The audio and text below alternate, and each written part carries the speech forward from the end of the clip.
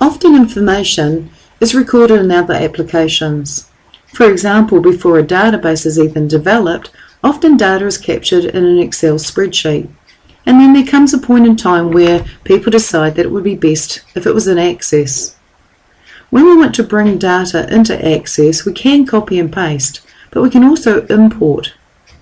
On your ribbon there's an External Data tab, and I'm going to click the External Data tab. And there's a group here called Import and Link.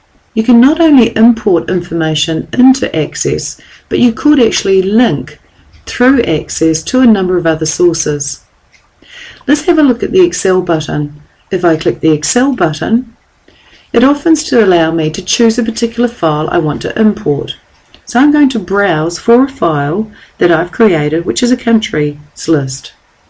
If I browse, I stuck this particular file on my desktop. You'll have to locate the file wherever you placed it. And here's my countries list spreadsheet. So I'm going to click Open. It allows me to import the source data into a new table or append the data to an existing table. I don't want to append it to my list of cities, and I also don't want to link, so I'm going to import it into a new table, and I'll click OK. Immediately here is the data that is contained inside the spreadsheet, and the first row does contain the column heading or the field name. So I'm going to tick the option First Row Contains Column Headings, and now country is lifted up and not treated as a record, and I'll click Next.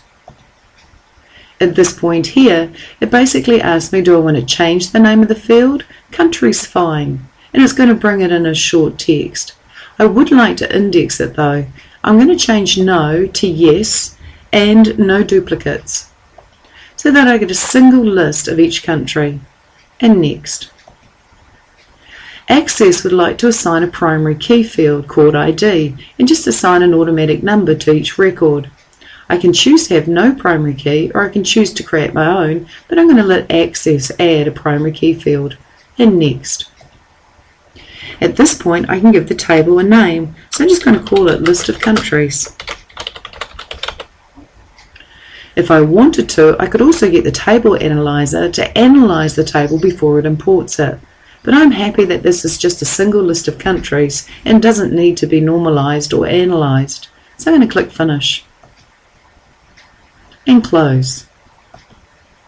And if I look at my navigation pane, I now have a table called List of Countries, and if I double click it, I can see I've got a table that contains 192 single countries, and I'll close this particular table.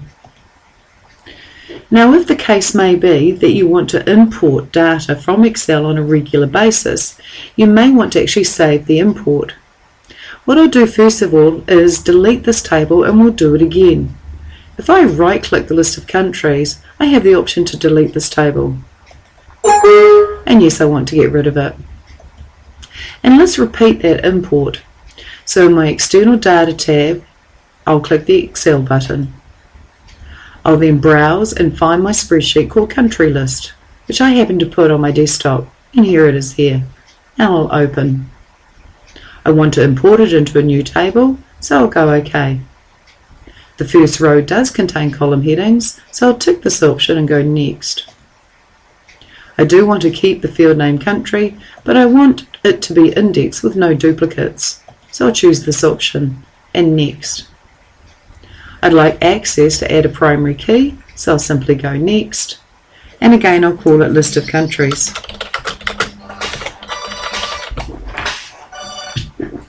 And click Finish. This time though, unlike last time, I actually want to save the import steps. And this allows me to quickly repeat the operation if I have to do this on a regular basis. I'll keep the name Import List of Countries, but I'll give it a description. This imports countries from a spreadsheet named Country List.xlsx. You can put any particular description you like. Also, if it's a task that you perform on a regular basis, you may want to actually create a task in Outlook which reminds you to repeat this process on a regular basis. But I'm just going to save the import. What I have now is a list of countries yet again, But now if I go to my external data tab in the ribbon and go to saved imports, this is a list of any imports I've saved. And here's the one I've saved here. And I can on a regular basis simply run it, turn it into an Outlook task, and even delete it if I no longer need it. So importing is quite straightforward in Access. I'll hit close.